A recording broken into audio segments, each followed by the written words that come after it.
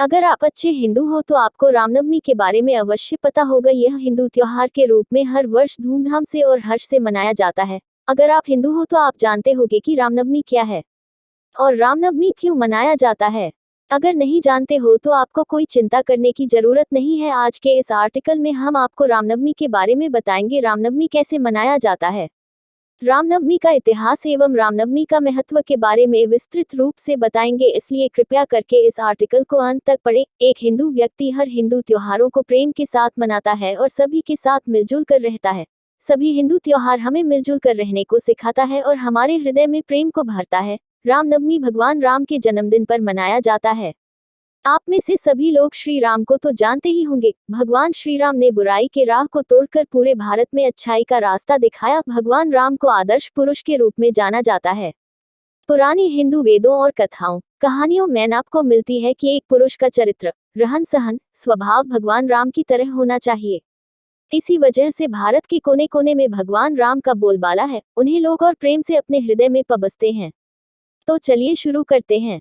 रामनवमी एक भव्य हिंदू त्योहार है। रामनवमी के दिन पूरे भारतवर्ष में भगवान श्री राम के जन्मदिन के शुभ अवसर पर धूमधाम से यह त्योहार मनाया जाता है। पुराने वेदों और ग्रंथों के अनुसार भगवान राम का जन्म रामनवमी के दिन हुआ था। इसी कारण से हर वर्ष रामनवमी उत्साहपूर्ण और भव्य तरीके से रामनवमी मनाया जाता है। रामनवमी का त्योहार चैत्र मास के शुक्ल पक्ष को मनाया जाता है। श्री राम हिंदू धर्म के प्रतीक हैं।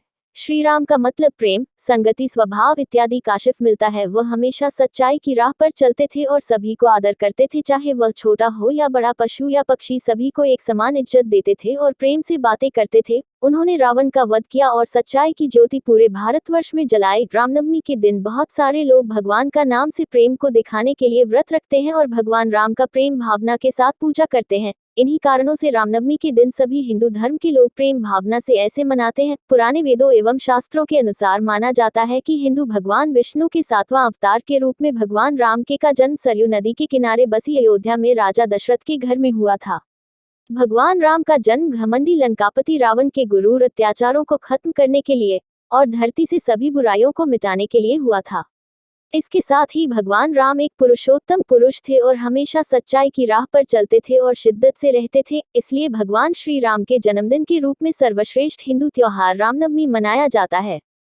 हिंदू धर्म के पुराने वेदों एवं शास्त्रों के अनुसार कहा गया है कि भगवान श्री राम ने रावण का वध कर लंका पर विजय प्राप्त करने के लिए देवी मां दुर्गा की उपासना किए थे।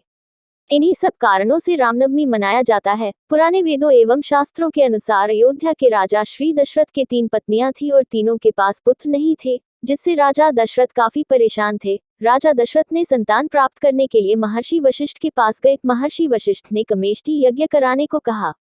राजा दशरथ ने उनकी बातें मानकर महर्षि ऋषि श्रृंगी के सहायता से कमेष्टि यज्ञ करवाया। यज्ञ समापन के पश्चात महर्षि ऋषि श्रृंगी ने राजा दशरथ की तीनों पत्नियों को खीर ग्रहण करवाया। इसके पश्चात सबसे बड़ी रानी कौशल्या ने भगवान श्री राम को तथा कैकेयी ने भरत को और सुमित्रा ने लक्ष्मण और शत्रुघ्न को जन्म दिया। भगवान श्री राम भगवान विष्णु जी के 7वें अवतार थे।